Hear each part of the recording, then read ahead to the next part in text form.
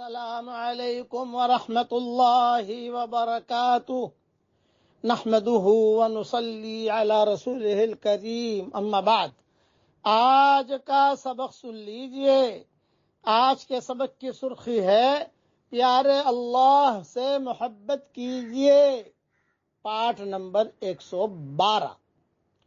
کتابوں میں ایک قصہ لکھا ہے حضرت عائشہ رضی اللہ تعالی عنہ کا اور حضور صلی اللہ علیہ وسلم کا۔ ایک سائل آیا حضور صلی اللہ علیہ وسلم کے پاس، فقیر، اس نے کہا کچھ دے دیجئے۔ آپ نے حضرت عائشہ سے فرمایا بے کچھ دے دو۔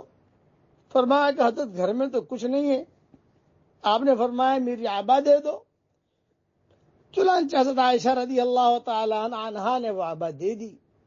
وہ فقیر لے کر بازار میں نکلا اور اس نے آواز لگائی کہ یہ حضور صلی اللہ علیہ وسلم کی عبا ہے۔ عبا سمجھانے کے لیے میں چادر کہہ دیتا ہوں، چلو یہ عرب لوگ عبا پہنتے ہیں، حرم شریف میں ائمہ جو ہے وہ عبا پہنتے ہیں نماز پڑھانے کے لیے، جو بھی ہو خیر۔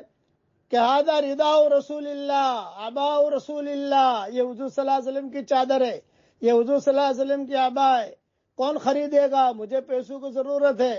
تو مدینہ والے بھاگے بھاگے آئے، بھی میں خریدوں گا۔ کسی نے کہا میری زمین لے لو، میرا باغ لے لو۔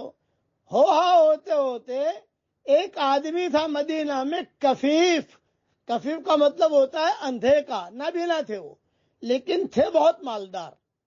ان کے پاس مال بہت تھا، سونا چاندی زیورات، باغات، کھجوروں کے باغات، باندیاں، غلام، یہ سب بہت تھے ان کے پاس۔ ان کے کان پر آواز پڑی، یہ بھاگے چلتے سکتے نہیں تھے، اندھے تھے۔ اپنے غلام کو کہا بھی آواز لگ رہی ہے مدینہ میں، دیکھو کون ہے کیا نہیں۔ وہ غلام کے ساتھ آئے تو اس نے کہا کہ بھی سودا کر، غلام سے کہا سودا کر، جلدی سودا کر۔ اب وہ لوگ جو ہے بولیاں لگا رہے تھے، یہ زور سے بولے بھئی جتنی تم قیمت لگاؤ اس سے کئی گنا زیادہ قیمت اس چادر کی میں دوں گا، اس عبا کی میں دوں گا۔ اب سارے کے سارے خاموش ہو گئے۔ چنانچہ انہوں نے وہ عبا خرید لی، بہت قیمتی مال میں، بہت سونا چاندی سب بہت۔ اور جب خرید لی تو اپنے سینے سے لگایا، اور سینے سے لگا کر کہا کہ اللہ کا شکر ہے حضور صلی اللہ علیہ وسلم کی چادر آ گئی میرے پاس، حضور کا عبا آ گیا، اب جو ہے میرے لیے جہنم حرام ہو گئی، میں اپنے سینے سے لگا رہا ہوں۔ اور خوشی کے مارے اس غلام کو آزاد کر دیا۔ چنانچہ غلام جو تھا وہی ذریعہ بنا ہاتھ پکڑ کر لانے کا۔ اور پھر انہوں نے اس چادر کو اپنی آنکھوں سے لگایا، دعا مانگی تو اللہ نے ان کی آنکھیں بھی ٹھیک کر دی، آنکھوں کی روشنی بھی واپس آ گئی۔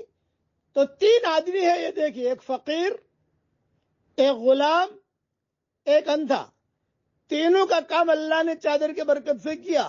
جب ان کی آنکھیں ٹھیک ہو گئی تو یہ بھاگے آئے حضور صلی اللہ علیہ وسلم کے پاس۔